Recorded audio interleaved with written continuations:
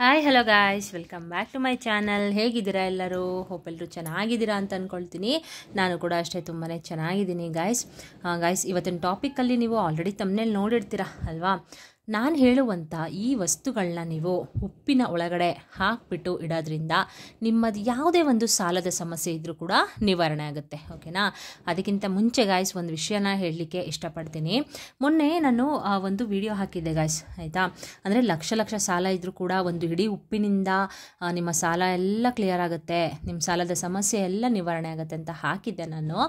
But ಏನಂತಂದರೆ guys, ಅದಕ್ಕೆ ತುಂಬ ಜನ ಕಮೆಂಟ್ ಮಾಡಿದರು, ಸರಿನಾ. ಅಂತಂದರೆ 2 ಮಿನಿಟ್ಸಲ್ಲಿ ಹೇಳಿ ಮುಗಿಸಿ ಅಂತ, 5 ಮಿನಿಟ್ಸಲ್ಲಿ ಹೇಳಿ ಮುಗಿಸಿ, ಈ ಥರ ಅಂದರೆ ಬೇಗ ಹೇಳಿ ಮುಗಿಸಿ ಅಂತ ಈ ಥರ ಕಮೆಂಟ್ಗಳನ್ನ ಮಾಡಿದರು. ಒಂದು ವಿಷಯ ಹೇಳಲಿಕ್ಕೆ ಇಷ್ಟಪಡ್ತೀನಿ ಗಾಯ್ಸ್. ಏನಂತ ಅಂದರೆ, ಈಗ ನಾನು ನಿಮಗೆ 2 ಮಿನಿಟ್ಸಲ್ಲಿ ಇಲ್ಲ 5 ಮಿನಿಟ್ಸಲ್ಲಿ ಈ ವಿಡಿಯೋನ ಹಾಕ್ಬೋದು, ಹೇಳ್ಬೋದು, ಆಯಿತಾ. ಆದರೆ ಮೇನಾಗಿ ಅಂತಂದರೆ ತುಂಬಾ ನಿಮಗೆ ಕ್ಲಿಯರಾಗಿ ಅರ್ಥ ಆಗೋ ಥರ ಅಂತೂ 2 ಮಿನಿಟ್ಸಲ್ಲಾಗಲಿ 5 ಮಿನಿಟ್ಸಲ್ಲಾಗಲಿ ಮಾಡಲಿಕ್ಕೆ ವಿಡಿಯೋನ ಆಗೋದಿಲ್ಲ ಗಾಯ್ಸ್, ಹೇಳಲಿಕ್ಕೆ ಆಗೋದಿಲ್ಲ. ಯಾಕಂದರೆ ಕೆಲವೊಂದು ವಿಷಯಗಳು ತುಂಬಾ ಇಂಪಾರ್ಟೆಂಟಾಗಿ ಇರುತ್ತೆ. ಓಕೆನಾ? ಅದನ್ನೆಲ್ಲ ನಾನು ನಿಮ್ಮ ಜೊತೆ ಶೇರ್ ಮಾಡಬೇಕು. ಯಾಕಂದರೆ ಈಗ ಸ್ವಲ್ಪ ಹೇಳಿಬಿಟ್ರೆ ಗಾಯ್ಸ್, ಅಂದರೆ ಸ್ವಲ್ಪ ನಿಮಗೆ ಹೇಳಿಬಿಟ್ರೆ ಕೆಲವು ಜನಕ್ಕೆ ಅರ್ಥ ಆಗೋದಿಲ್ಲ, ಇನ್ನೂ ಕೆಲವು ಜನಕ್ಕೆ ಡೌಟ್ಗಳಿರುತ್ತೆ, ಮತ್ತೆ ಕಮೆಂಟ್ ಮಾಡಿ ಕೇಳ್ತೀರಾ. ಅದಕ್ಕೆ ನಾನೇನು ಮಾಡ್ತೀನಿ ಅಂದರೆ, ಸ್ವಲ್ಪ ನಾನೇನು ತುಂಬ ಲಾಂಗ್ ವಿಡಿಯೋನ ಹಾಕಲ್ಲ ಅಲ್ವಾ. ಒಂದು 10 ಮಿನಿಟ್ಸ್ ಇಲ್ಲ 12 ಮಿನಿಟ್ಸ್ ಇಲ್ಲ 14 ಮಿನಿಟ್ಸ್ ಈ ಥರ ನಾನು ಹಾಕೋದು ಅಲ್ವಾ. ಸೊ ಅರ್ಥ ಮಾಡ್ಕೊಳ್ತೀರಾ ಅಂತ ಅಂದ್ಕೊಳ್ತೀನಿ. ಆ ಕಮೆಂಟ್ಗಳಿಗೆಲ್ಲ ಒಬ್ಬರು ತುಂಬಾ ಚೆನ್ನಾಗಿ ಆನ್ಸರ್ ಮಾಡಿದ್ದಾರೆ. ಇದು ಮೇಲ್ಗಡೆ ಬೇಕಾದ್ರೆ ಹಾಕಿರ್ತೀನಿ, ನಾನು ನೋಡ್ಕೊಳ್ಳಿ ಅವ್ರು ಏನು ಆನ್ಸರ್ ಮಾಡಿದ್ದಾರೆ ಅಂತ. ಇಲ್ಲ ಅಂತಂದರೆ ಕಮೆಂಟಲ್ಲೇ ಹೋಗ್ಬಿಟ್ಟು ನೋಡಿ ಗಾಯ್ಸ್. ತುಂಬಾ ಖುಷಿ ಆಯಿತು ಸರ್, ನಿಮಗೆ ಧನ್ಯವಾದಗಳನ್ನ ತಿಳಿಸ್ತೀನಿ. ಯಾಕಂದರೆ ತುಂಬ ಜನ ಆ ಥರ ಕಮೆಂಟ್ನ ಮಾಡಿದ್ದೀರಾ, ಸ್ವಲ್ಪ ಬೇಜಾರಾಯಿತು. ಬಟ್ ಏನು ಮಾಡೋಕ್ಕಾಗಲ್ಲ ಅಲ್ವಾ. ಸೊ ನೀವೆಲ್ಲ ಅರ್ಥ ಮಾಡ್ಕೊಳ್ತೀರಾ ಅಂತ ಅಂದ್ಕೊಳ್ತೀನಿ ಗಾಯ್ಸ್, ಆಯಿತಾ. ತುಂಬ ಲಾಂಗ್ ವಿಡಿಯೋನೂ ಹಾಕೋದಿಲ್ಲ ನಾನು, 12 ಮಿನಿಟ್ಸ್ 14 ಮಿನಿಟ್ಸ್ ಒಳಗಡೆ ನಾನು ಮುಗಿಸ್ತೀನಿ, ಸರಿನಾ. ಸೊ ನಿಮ್ಮ ಒಂದು ಲೈಕ್ ಅನ್ನೋದು ಇನ್ನೊಬ್ಬರ ಕಷ್ಟಕ್ಕೆ ಹೆಲ್ಪ್ ಆಗುತ್ತೆ ಅಂತ ಅಂದರೆ ಲೈಕ್ನ ಕೊಡೋದ್ರಲ್ಲಿ ಏನೂ ತಪ್ಪಿಲ್ಲ ಅನ್ನೋದು ನನ್ನ ಭಾವನೆ. ಓಕೆನಾ?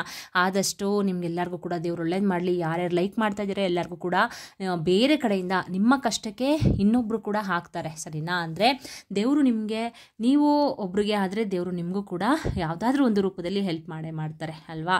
ಸೊ ಅದಕ್ಕೆ ಆದಷ್ಟು ಲೈಕ್ ಮಾಡಿ. ವಿಡಿಯೋ ಇಷ್ಟ ಆದರೆ ದಯವಿಟ್ಟು ಲೈಕ್ ಮಾಡಿ.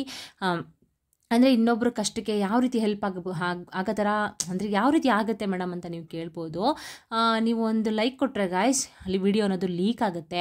ಆದಷ್ಟು ಜನ, ತುಂಬ ಜನ ನಮ್ಮಂಥವ್ರು ನಿಮ್ಮಂಥವ್ರು ತುಂಬಾ ಕಷ್ಟದಲ್ಲಿ ಇರ್ತಾರೆ ಅಲ್ವಾ, ಅವರೆಲ್ಲರಿಗೂ ಕೂಡ ಹೆಲ್ಪ್ ಆಗುತ್ತೆ. ಸೊ ಅದಕ್ಕೋಸ್ಕರ ಲೈಕ್ ಮಾಡಿ ಅಂತ ಹೇಳ್ತಾ ಇರೋದು.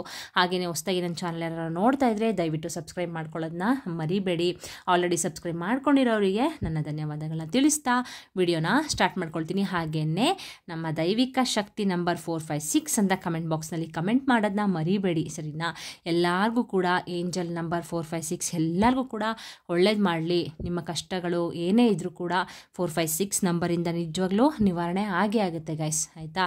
ನಾನು ಆಲ್ರೆಡಿ ಒಂದು ವಿಡಿಯೋ ಮಾಡಿ ಹಾಕಿದ್ದೀನಿ. 11 ದಿನದ ಅರಕೆ ಮಾಡಿಕೊಂಡು ನೀವು 11 ದಿನ ಅದನ್ನು 456 ನಂಬರ್ನ ಏಂಜಲ್ಸ್ನ ನೀವು ನೆನೆಸ್ಕೊಂಡು ಆ ಒಂದು ಬುಕ್ಕಲ್ಲಿ ನೀವು ಬರೆಯೋದ್ರಿಂದ ತುಂಬಾ ಒಳ್ಳೆಯದಾಗುತ್ತೆ. ನಾನು ಯಾವ ರೀತಿ ಅಂತ ವಿಡಿಯೋನ ಡಿಸ್ಕ್ರಿಪ್ಷನ್ ಲಿಂಕಲ್ಲಿ ಹಾಕಿರ್ತೀನಿ, ಬೇಕಾದರೆ ಲಿಂಕ್ನ ಡಿಸ್ಕ್ರಿಪ್ಷನಲ್ಲಿ ಒಂದ್ಸಲ ಚೆಕ್ ಮಾಡ್ಕೊಳ್ಳಿ. ಓಕೆನಾ? ಓಕೆ, ಬನ್ನಿ ಇವತ್ತಿನ ಟಾಪಿಕ್ ಬಗ್ಗೆ ಮಾತಾಡ್ತೀನಿ. ಅಂದರೆ ಗಾಯ್ಸ್, ನಾನು ಹೇಳುವಂಥ ಈ ವಸ್ತುಗಳನ್ನ ನೀವು ಈ ರೀತಿ ಉಪ್ಪಿನ ಡಬ್ಬದಲ್ಲಿ, ಅಂದರೆ ಉಪ್ಪಿನ ಒಳಗಡೆ ನೀವು ಇಡೋದ್ರಿಂದ ನಿಜವಾಗ್ಲೂ ನಿಮ್ಮ ಸಾಲದ ಸಮಸ್ಯೆ ಅನ್ನೋದು ನಿವಾರಣೆ ಹಾಗೆ ಆಗುತ್ತೆ, ಆಯಿತಾ. ಯಾಕಪ್ಪ ಅಂತಂದರೆ ಇದು ಆಗಿನ ಕಾಲದಿಂದ ನಡ್ಕೊಂಡು ಬಂದಿರುವಂಥದ್ದು, ಸರಿನಾ. ಈ ಒಂದು ಪ್ರಯೋಗ ಆಗಿರಬಹುದು, ಈ ಒಂದು ತಂತ್ರ ಆಗಿರಬಹುದು, ಇವತ್ತು ನಾನು ಏನು ಹೇಳ್ತಾ ಇದ್ದೀನಿ ಅದು ಆಗಿನ ಕಾಲದಿಂದನೂ ಕೂಡ ಮಾಡಿಕೊಂಡು ದೊಡ್ಡವರು ಬಂದಿದ್ದಾರೆ. ಸೊ ನಾವು ಕೂಡ ಈ ರೀತಿ ಅವ್ರ ಯಾವ ರೀತಿ ಮಾಡಿರ್ತಾರೆ ಅದೇ ರೀತಿ ನಾವು ಕೂಡ ಮಾಡಿ ನಮ್ಮ ಸಮಸ್ಯೆಗೆ ಒಂದು ಪರಿಹಾರನ ಕಂಡುಹಿಡ್ಕೊಳ್ಬೇಕಾಗತ್ತೆ. ಓಕೆನಾ? ಸೊ ನೋಡಿ, ಇಲ್ಲಿ ನಾನು ಒಂದು ಗಾಜಿನ ಬೌಲಲ್ಲಿ ಈ ಥರ ಉಪ್ಪನ್ನ ತೊಗೊಂಡಿದ್ದೀನಿ, ಆಯಿತಾ. ಅದಕ್ಕಿಂತ ಮೇನಾಗಿ ಗೈಸ್ ಇನ್ನೊಂದು ಏನಂತಂದರೆ, ಯಾವತ್ತೂ ಅಷ್ಟೇ ಉಪ್ಪನ್ನ ನೀವು ಪ್ಲಾಸ್ಟಿಕ್ ಡಬ್ಬಕ್ಕೆ ಹಾಕೋಕ್ಕಂತೂ ಹೋಗಬಾರ್ದು. ಡೈಲಿ ಉಪ್ಪನ್ನ ಯೂಸ್ ಮಾಡ್ತೀರಾ ಅಲ್ವಾ, ದಯವಿಟ್ಟು ಪ್ಲಾಸ್ಟಿಕ್ ಡಬ್ಬಕ್ಕೆಲ್ಲ ಹಾಕಕ್ಕೆ ಹೋಗ್ಬಿಡಿ. ಈ ಥರ ಒಂದು ಪಿಂಗಾಣಿ ಜಾರ್ನ ತೊಗೊಳ್ಳಿ. ಇಲ್ಲ ಅಂತಂದರೆ ಗಾಜಂದು ಡಬ್ಬ ಬರುತ್ತಲ್ಲ, ಆ ರೀತಿ ನೀವು ಗಾಜಂದು ಬಾಕ್ಸ್ನ ತೊಗೊಂಡು ಉಪ್ಪನ್ನ ಹಾಕಿ ಇಟ್ಕೊಳ್ಳಿ, ಸರಿನಾ. ನಾವು ಈ ರೀತಿ ತಪ್ಪುಗಳನ್ನ ಅಂತಂದರೆ ಗಾಯ್ಸ್, ಪ್ಲಾಸ್ಟಿಕ್ ಡಬ್ಬದಲ್ಲಿ ಉಪ್ಪನ್ನ ಹಾಕಿಬಿಟ್ಟು ಆ ರೀತಿ ತಪ್ಪನ್ನ ಮಾಡೋದ್ರಿಂದನೇ ನಮ್ಮ ಮನೆಯಲ್ಲಿ ಒಂದು ದರಿದ್ರ ದರಿದ್ರ ಅನ್ನೋದು ಬರುತ್ತೆ, ನಮಗೆ ಸಾಲದ ಸಮಸ್ಯೆ ಅನ್ನೋದು ಜಾಸ್ತಿ ಆಗ್ತಾ ಹೋಗುತ್ತೆ. ಸೊ ಅದಕ್ಕೆ ಹೇಳ್ತಾ ಇರೋದು, ಈ ರೀತಿ ಒಂದು ಪಿಂಗಾಣಿ ಜಾರಲ್ಲಿ ಇಟ್ಕೊಳ್ಳಿ, ಇಲ್ಲ ಅಂತಂದರೆ ಗಾಜಿನ ಡಬ್ಬದಲ್ಲಿ ನೀವು ಇಟ್ಕೊಳ್ಬೇಕಾಗತ್ತೆ.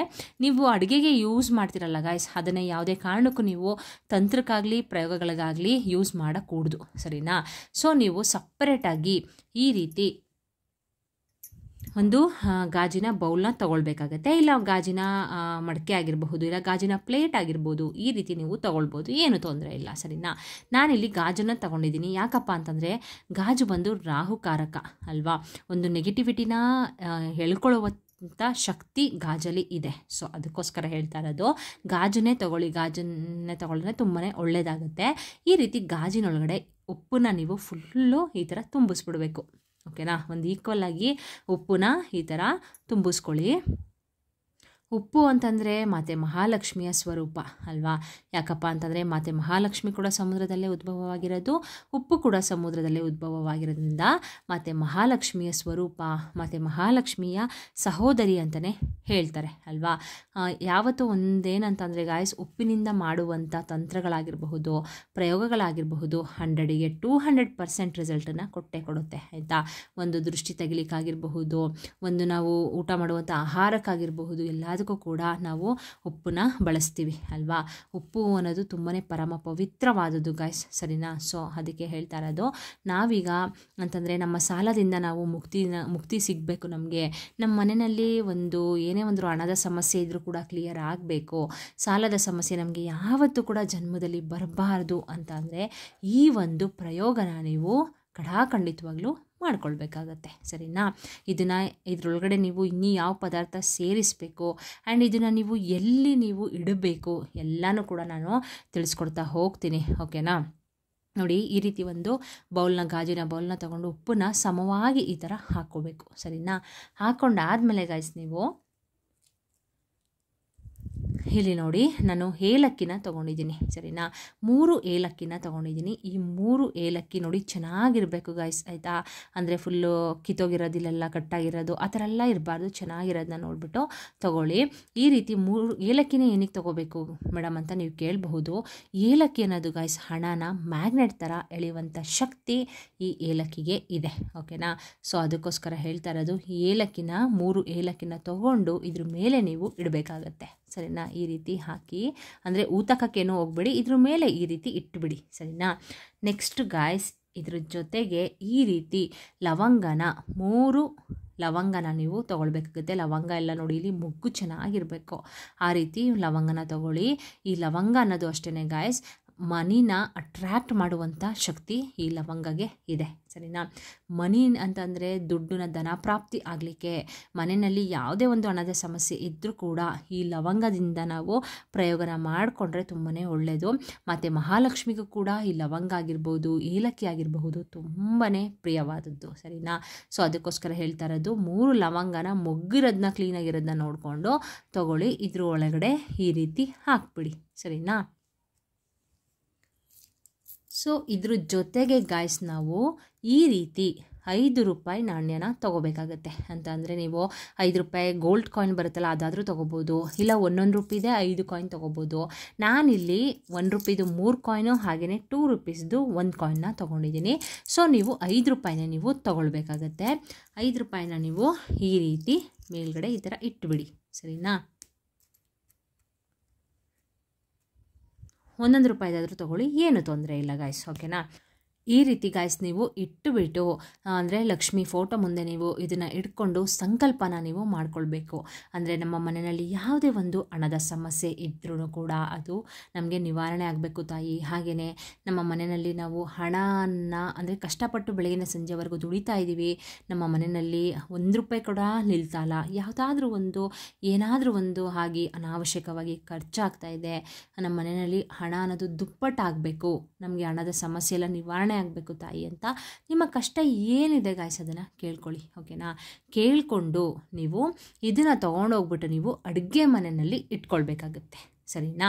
ಹಾಗೆಯೇ ನೋಡಿ, ಈ ಜಾರ್ ಒಳಗಡೆ ಇಟ್ಟಿರ್ತೀರಲ್ಲ ಉಪ್ಪನ್ನ, ಈ ಉಪ್ಪನ್ನ ಯಾವುದೇ ಕಾರಣಕ್ಕೂ ನೀವು ತಂತ್ರಕ್ಕೆ ಯೂಸ್ ಮಾಡಬಾರ್ದು. ಅಡುಗೆ ಮಾಡುವಂಥ ಉಪ್ಪು ಅಂತಂದರೆ ಅಡುಗೆಗೆ ಯೂಸ್ ಮಾಡುವಂಥ ಉಪ್ಪನ್ನ ನೀವು ಯೂಸ್ ಮಾಡೋಕ್ಕೆ ಹೋಗಬೇಡಿ. ಈ ಥರ ತಂತ್ರ ಮಾಡಲಿಕ್ಕೆ, ಪ್ರಯೋಗ ಮಾಡಲಿಕ್ಕೆ ಅಂತಲೇ ನೀವು ಸಪ್ರೇಟಾಗಿ ಒಂದು ಪ್ಯಾಕೆಟ್ನ ನೀವು ತಂದುಬಿಟ್ಟು ಇಟ್ಕೊಳ್ಬೇಕಾಗತ್ತೆ. ಸರಿನಾ.